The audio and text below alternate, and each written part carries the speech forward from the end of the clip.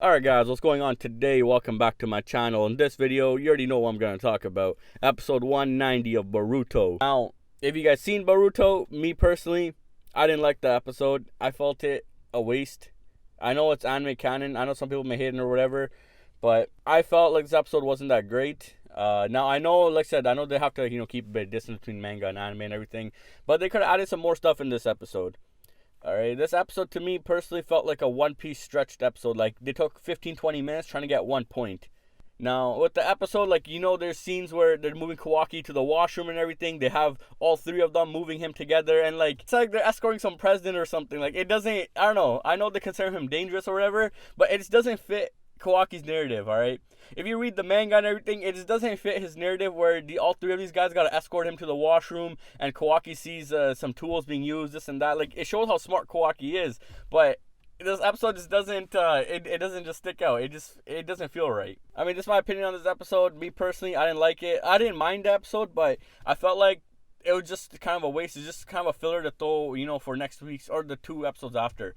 Because next week's episode is going to be a filler as well, or anime canon filler. Because if you watch the preview, it shows Kawaki and a stray dog and food. So, because Kawaki's hungry and I think he stole some food. And there was a stray dog that was hungry and I think he gave it food. I guess he felt sympathy for it. Something along those lines.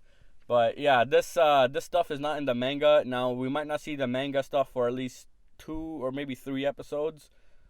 That's what I think. The reason I say that is due to the fact that when Kawaki wakes up, he's supposed to be in front of Naruto. Now, Naruto in this episode did go to see Kawaki, but it looks like there's a lot of in-between filler of what happened before then, and I think that's what they're going over right now. Because if Naruto sees him right now, it wouldn't fit what happens in the manga. That means they changed it up completely.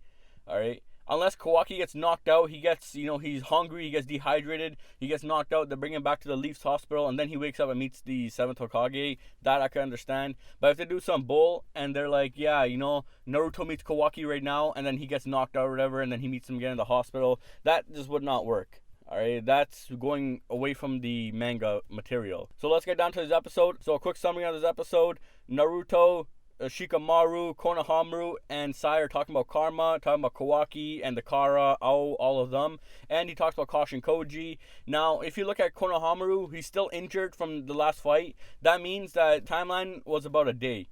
Since Konohamaru and them fought fought Kashin Koji, and Kawaki fought Garo.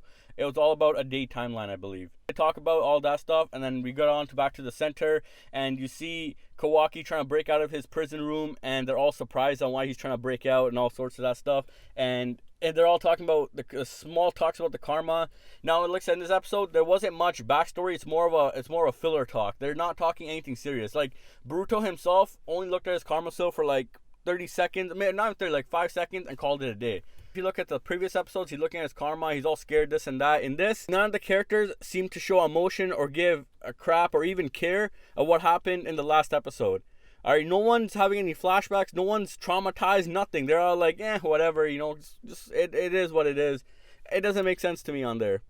Anyways, Kawaki's trying to escape, and Boruto and them come after him. Sumire goes after him, and oh man, when Sumire went after him, Nu attacked Kawaki. Holy, that scene was pretty sick. Alright, Kawaki got his arm bit. That was pretty crazy. Alright, they actually didn't censor it. One thing I don't understand is why did they censor the part where Nu throws Kawaki? That didn't make any sense. That didn't make any sense to me, because if you look at it, that was actually censored. I don't know what they were trying to hide there, because you could see Nu clearly biting into Kawaki's arm and Kawaki bleeding heavy. And when he gets up on the stairs, you can see his arm's already dripping a lot of blood. So I don't know why they kind of censored that part where Nu throws Kawaki and it's all black and white. I didn't get that part. Anyways, Kawaki then escapes. He hurts Sumire slightly, and he calls her a monster. Well, he doesn't call her directly a monster, but he called Nu a monster. He's like, I guess we're both monsters. I guess that kind of helps Sumire relate with Kawaki. If you look more towards the end of the episode, you see Sumire have a little flashback of Kawaki telling her that.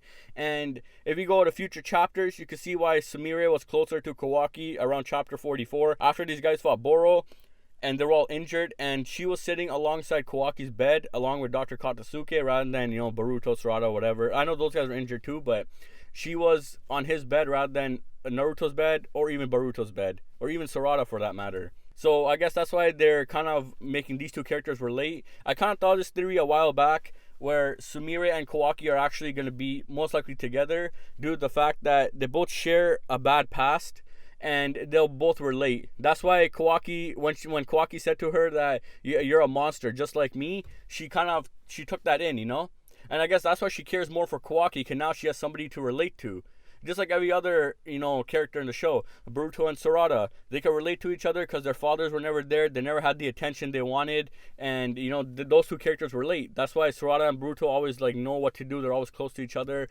Now the next pair are Kawaki and Sumire. They both have a dark past. They both have no parents. They've both been mistreated pretty hard.